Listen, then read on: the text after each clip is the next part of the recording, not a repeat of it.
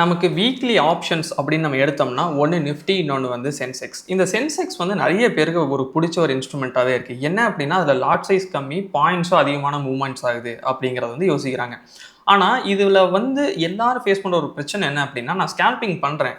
ஆனால் இதில் வந்து ஒரு 1 மினிட் நான் யூஸ் பண்ணி பண்ணேன் அப்படின்னா எனக்கு நிறைய என்ட்ரிஸ் வருது. எனக்கு எந்த என்ட்ரி எடுக்கிறது, எதை விடுறதுன்னு தெரில. ஸோ எல்லாத்தையும் எடுத்தாலுமே கடைசியில் வந்து எம்டிஎம் வந்து ரெட்டாக மாறிடுது. ஸோ தட் வந்து எனக்கு வந்து 1 மினிட் தான் நான் யூஸ் பண்ணணும்.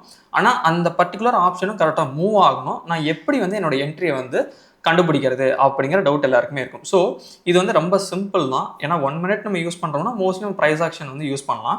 ஆனால் உண்மையிலேயே அதுக்கு அடுத்தது மூவ்மெண்ட் கொடுக்குமா அப்படிங்கிறது நமக்கு வந்து அதுக்குள்ளே இருக்கிற ஆர்டர்ஸ் பார்க்கும்போது தான் தெரியும். ஸோ இந்த வீடியோவில் எப்படி ஒரு என்ட்ரியை வேலிடேட் பண்ணுறது அப்படிங்கிறத ஆர்டர் ஃப்ளோ வச்சு நம்ம பார்க்க போகிறோம். ஸோ வீடியோக்குள்ளே போகிறதுக்கு முன்னாடி நீங்களும் நம்ம தன் தமிழ் சேனலை சப்ஸ்கிரைப் பண்ணலாம். இப்போமே சப்ஸ்கிரைப் பண்ணி அந்த பெல் ஐக்கான் ஆல்ல போட்டுருங்க. ஸோ வாங்க இப்போ நம்ம வீடியோக்குள்ளே போகலாம். ஸோ ஃபர்ஸ்ட் வந்து நம்ம என்ன பண்ணியிருக்கோம் அப்படின்னு பார்த்தீங்கன்னா டெக்ஸ்ட் T3ல வந்து வெப்ல வந்து லாகின் பண்ணியிருக்கோம்.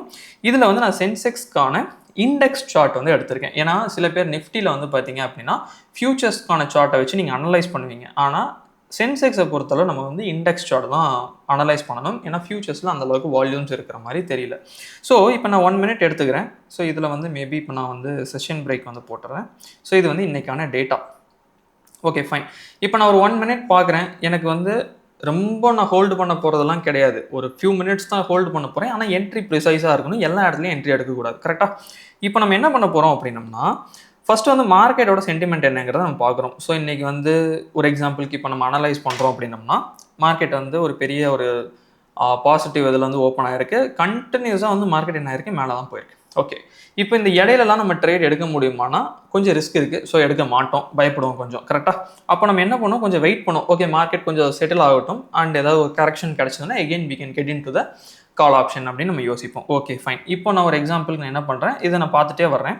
பார்த்துட்டு வரும்போது எனக்கு என்ன தெரியுது அப்படின்னா இந்த ஒரு இடத்துல வந்து மார்க்கெட் வந்து ஒரு ட்ரெண்ட் லைன் மாதிரி, ஒரு சேனல் மாதிரி நீங்கள் வச்சுக்கலாம், இல்லைனா ட்ரெண்ட் லைன் கூட நீங்கள் சொல்லிக்கலாம். ஓகே, ஸோ ஒரு கன்சாலிடேட் ஆகுதுன்னு வச்சுக்கோங்க. ஒரு சேனலுக்குள்ள ஒரு கன்சாலிடேட் ஆகுது. ஓகே, இப்போ இது 1 மினிட் டைம் ஃப்ரேம் அப்படிங்கும்போது எனக்கு இந்த இடத்துல தான் பிரேக் அவுட் ஆயிருக்கு. ஓகே, ஸோ அரௌண்ட் 10:06 வந்து பிரேக் அவுட் ஆயிருக்கு. இப்போ எனக்கு என்னென்னா இந்த இடத்துல நான் வந்து ஆப்ஷன் பை பண்ணலாமா வேண்டாமா, இதை எப்படி நான் வந்து ஆர்டர் ஃப்ளோ வழியாக செக் பண்ணுறது. ஃபைன். இப்போ நான் என்ன பண்ண போகிறேன் அப்படின்னா ஃபஸ்ட்டு நீங்கள் புரிஞ்சிக்க வேண்டியது, இப்போ இந்த இடத்துல என்ன ப்ரைஸ்ன்னு பாருங்கள், 77,765. அப்போ நம்ம என்ன பண்ணோம்னா 77,700 வந்து எடுக்கலாம். ஓகே, இந்த ஒரு கால் ஆப்ஷன் எடுக்கிறோம்னு வச்சுக்கோங்க. 77,700 கால் ஆப்ஷன் தான் நம்ம பார்க்குறோம். ஏன்னா இப்போ நம்ம அட் த மணி எடுக்கலாம், பட் அட் த மணி அந்த அளவுக்கு நமக்கு வந்து எப்பவுமே ஒர்க் ஆகாது சில டைம். ஸோ ஒரு ஸ்ட்ரைக் ப்ரைஸ் நீங்கள் என்ன பண்ணலாம்னா இந்த மணி வந்து நீங்கள் பார்க்கலாம். ஸோ அப்போ வந்து நான் என்ன பண்ணுறேன், இதை வந்துட்டு ஜஸ்ட் வந்து செலக்ட் பண்ணிக்கிட்டேன். இப்போ நெக்ஸ்ட்டு முக்கியமானது என்ன அப்படின்னா ஆர்டர் ஃப்ளோ.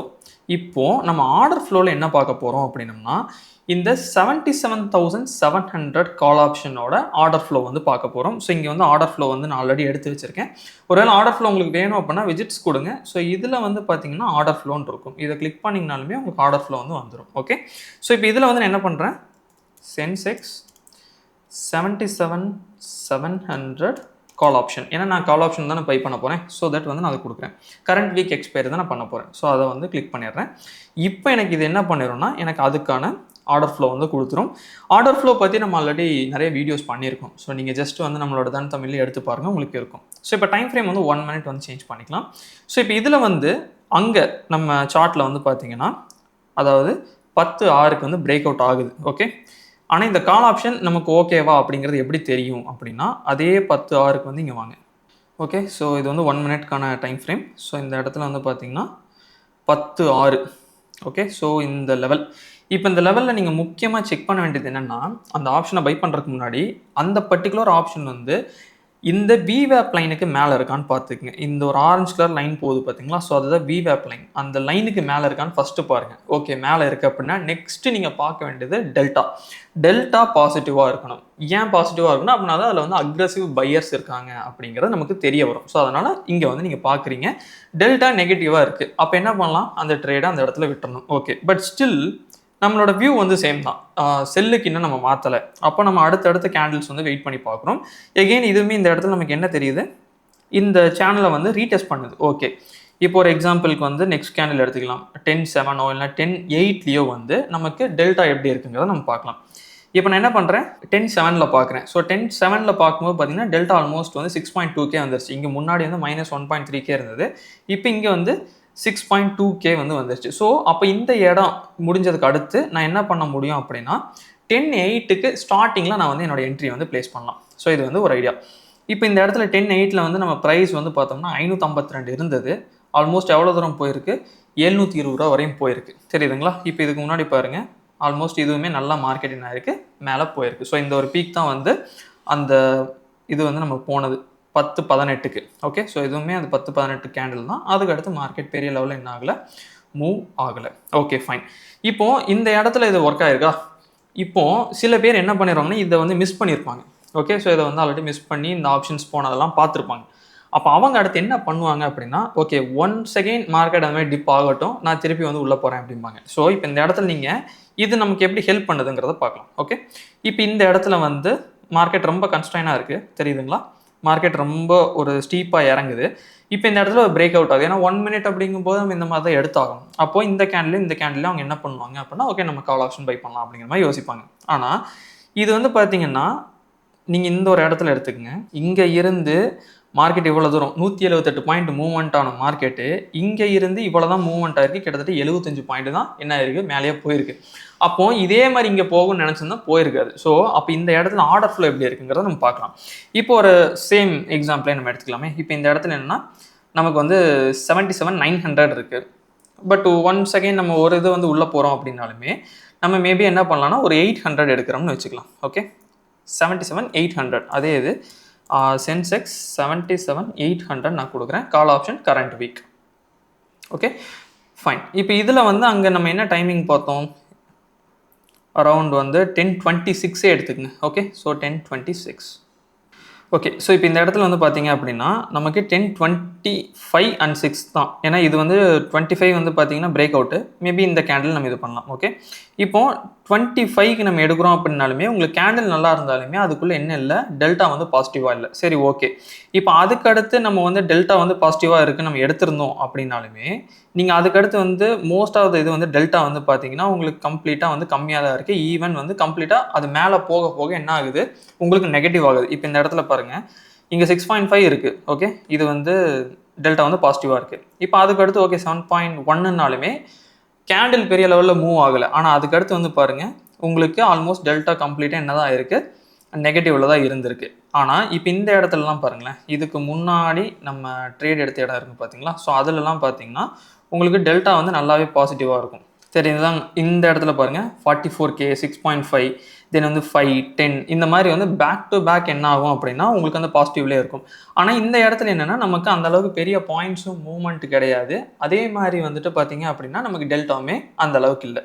இன்னொரு முக்கியமான விஷயம் என்னென்னா, இந்த ஒரு பர்டிகுலர் இடத்துல நம்ம வந்து ஃபஸ்ட்டு ட்ரேட் பண்ணுறோம் பார்த்தீங்களா, அந்த டைமில் அப்போ தான் ஃப்ரெஷ்ஷாக வந்து இந்த பர்டிகுலர் ஆப்ஷன் வந்து என்ன பண்ணுதுன்னா அந்த விவேப்புக்கு மேலேயுமே க்ளோஸ் ஆகுது, நமக்கு டெல்டா பாசிட்டிவ். ஆனால் இதுக்கடுத்துலாம் வந்து பாருங்களேன், ஆல்ரெடி டெல்டா வந்து பாசிட்டிவாகவே இருந்தாலுமே ஓரளவுக்கு விவேப்புக்கு மேலே தான் சஸ்டைன் ஆகுது. ஸோ அப்போ அந்த மொமெண்டம் கேப்சர் ஆகுமானா தெரியாது நமக்கு. ஸோ தட் வந்து என்ன பண்ணணும் அப்படின்னா, ஒரு மார்க்கெட் ஸ்டார்ட் ஆகுது, ஸ்கேல்பிங் பண்ண போகிறோம் அப்படின்னா மோஸ்ட்லி இதெல்லாம் மார்னிங்லேயே முடிஞ்சிடும். ஈவன் நீங்கள் இந்த இடத்துலையுமே பண்ணலாம், பட் ரிஸ்க் அதிகமாக இருக்கும். ஆனால் நீங்கள் கொஞ்சம் வெயிட் பண்ணி பண்ணிங்கன்னா இட் வில் பி பெட்டர் அப்படிங்கிற மாதிரி இருக்கும். இப்போ வந்து அதுக்கடுத்து வந்து பார்த்திங்கன்னா கம்ப்ளீட்டாக ஈவன் மார்க்கெட் வந்து இந்த இடத்துல சப்போர்ட் எடுத்தாலும் சரி என்னன்னாலும் சரி பெரிய லெவலில் ஒர்க் ஆகாது. ஏன்னா அந்த மொமெண்டம் அப்படிங்கிறது நமக்கு இந்த இடத்துலேயே முடிஞ்சிடும். ஸோ நமக்கு ஆப்ஷன்ஸில் பார்க்கும்போது என்ன அப்படின்னா ஃபஸ்ட்டு அது வந்து அந்த விவேப்புக்கு மேலே ஃப்ரெஷ்ஷாக போய் க்ளோஸ் வைக்குது, டெல்டாவும் பாசிட்டிவாக இருக்குது அப்படிங்கும்போது அங்கேருந்து அந்த மொமெண்டம் ஸ்டார்ட் ஆகிறத நம்மளால் கண்டுபிடிக்க முடியும். ஆனால் அதுக்கடுத்து வர்றது எல்லாமே வந்து பார்த்திங்கன்னா மேபி வந்தாலுமே ஒரு பெரிய லெவலில் இருக்காது. ஏன்னா இப்போ இந்த இடத்துலேயே பாருங்களேன், மார்க்கெட்டிங் வந்து இவ்வளோ தூரம் போயிருக்கு, ஆனால் ஆப்ஷன்ஸ் அந்தளவுக்கு மூவ் ஆயிருக்குமானா டவுட் தான். ஏன்னா இது கம்ப்ளீட்டாக சைட்வேஸ்லேயே தான் போகுது. அப்போ அவ்வளோ ஹை போனாலுமே ஆப்ஷன்ஸ் அந்த ஹை வந்து ஹிட் ஆகாது. இப்போ மேபி நான் அதை உங்களுக்கு காட்டுறேன் அப்படின்னு சொல்லிட்டு. இப்போ இதுலேயுமே வந்துட்டு சென்செக்ஸில் வந்து பார்த்திங்கன்னா நமக்கு இந்த 77,700 எடுத்துக்கங்க. ஓகே, ஸோ மார்க்கெட் வந்து நமக்கு வந்து 1018 அந்த ஹையை தாண்டி நமக்கு ஆல்மோஸ்ட் வந்து 1249 போயிருக்கு. ஆனால் அந்த 77,700 கால் ஆப்ஷன் எப்படி இருக்குங்கிறது இப்போ நம்ம பார்க்கலாம். ஓகே, அதாவது Sensex 77,700 call option. Okay, so current week expiry.